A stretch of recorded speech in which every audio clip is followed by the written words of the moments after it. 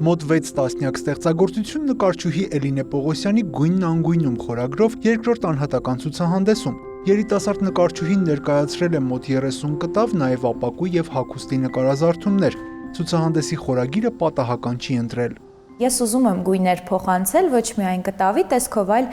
որ յուրաքանչյուր մարդու կյանքում այդ գույները ավելանան ու դա ոչ թե իմ կողմից, այլ ընդհանրապես գաղափարը փորձեմ տալ, որ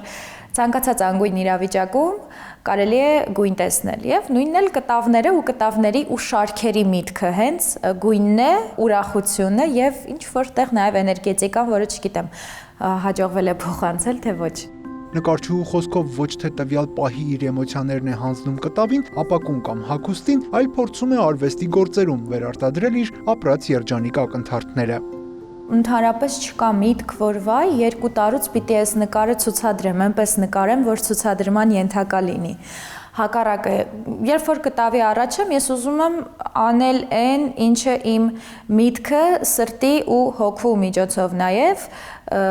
հետո ձեռքով կփոխանցի կտավին։ Կանաչ, դեղին եւ նարնջագույն։ Այս գույներով են գրեթե միշտ ներկվում Էլինե Պողոսյանի աշխատանքները։ Հասկանում է մարդիկ բազմաշերտ են, ունեն իրենց սիրելի գույներն ու թեմաները, բայց կեղծել իրեն բոլորին դուր գալու համար նկարչուհին չի կարող։ Յուրաքանչյուր արվեստագետ պիտի անկեղծ լինի ինքը իր աշխատանքներում եւ